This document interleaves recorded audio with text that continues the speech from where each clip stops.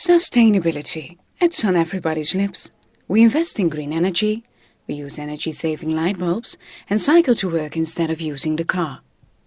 Concerns for biodiversity and the limitations of the planet are necessary if we want to leave the next generation a viable world. In a variety of environments, diverse forms of life exist, which together maintain an equilibrium necessary for our planet. But what about humanity? That too needs diversity in order to survive, and a balance between the essential functions: productive work, care for the successive generations, social work, and personal well-being and development. How do we deal with this social sustainability? Is there enough concern for the sustainability of our human world, taking into account the diversity of roles and needs of the next generation? Let us take, for example, Miriam. She's 38 years old, married, and has 2 young children. She has an interesting job at a bank with nice colleagues and grateful clients. She earns a pretty good income. With her husband David, she has bought a beautiful house, and they both work full-time in order to make the monthly payments. The computer firm where David works has recently relocated to India, so every now and again he has to travel for a week or 2.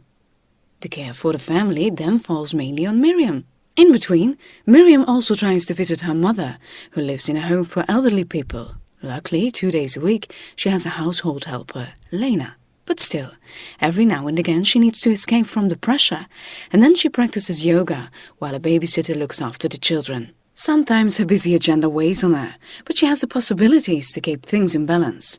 A good job, social contacts, help with the household work, and there is also space for personal growth. Lena is also 38 years old, married, and has 2 children and a full-time job as household help. Her work pays little and she has to work at irregular hours. Often she leaves before school hours. Since her husband Salim works full-time in shifts, the both-to-work-family combination is difficult, and this is frustrating. As a cleaner, Lena mostly works alone. There are no colleagues, and she rarely sees her customers. As a result, she gets little appreciation for her work. In between, she does the shopping for her mother, who is elderly and unwell. They cannot afford a cleaning lady themselves, so Lena hardly has any time left for relaxation or recreation. So, should Lena just work harder so she can pay someone to help her with the household work and look after her mother? But that does not solve the problem. Look, if David's job does not leave time for taking care of the family, Miriam has to step in. She in turn can pass it on to Lena. But if Lena gets overburdened, whom can she call upon? And what happens with the needs of that person? This system cannot go on forever. In our society, care work is not highly valued. The care David and Miriam give to their children or old mother does not even count as work. For them, work has to do with money transactions and computers. Only if Lena helps them and receives a wage is care considered as work. However, people who work in the sector of care work, as a matter of fact, generally earn far less than those who take care of money or computers. This is despite care work being essential for the socio-economic fiber of society. So, it is not because of its content or the social value that something is recognized as work, but only because of the fact that it involves money. What, we may ask? Isn't there something strange about that? Let us look at this from a different perspective. There is the government, all kinds of organizations and companies where people work. And there are the citizens who have to be able to take up different roles. The government organizes some of these roles, but does so with the money it collects through the taxing of labor. Those that have an employment receive an income. On this income, people pay taxes, and consequently they build up pension rights. But note, rights. David, who works full-time, once he is old, will have the right to a full pension. But it is the future workers who will have to pay for those rights. So, for a pension system, you not only need rights, but also children.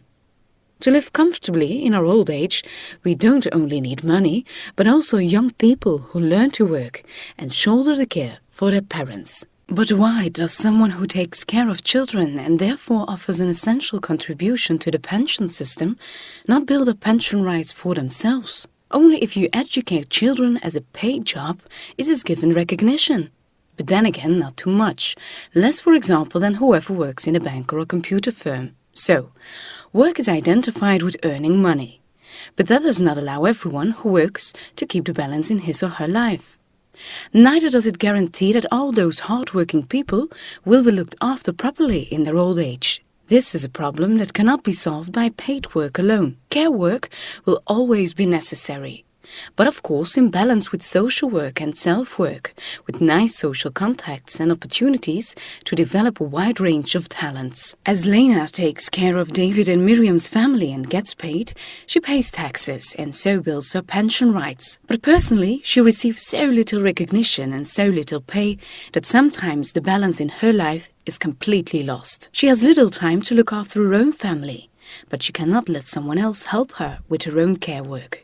By the way, she cannot afford to buy a computer either. Do we help Lena to restore her balance by pushing her to work even harder and making more money so she could afford assisted help and the computer? But where does this cascade end? Wouldn't it be better to organize and distribute different types of work in such a way that everyone has access to all types of work and can keep the balance? Shouldn't we look for a valorization of work that allows the diversity of tasks to be distributed more justly? This analysis of work can not only be applied to family care and elderly care, but also to many other situations.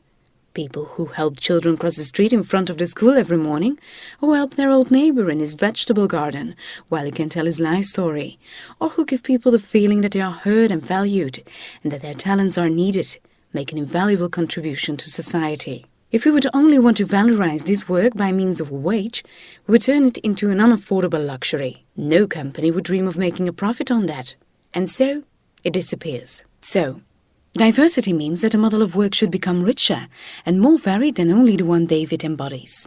Just as biodiversity guarantees the viability of the natural environment, so the diversity of talents and roles guarantees the viability of the social fiber of society.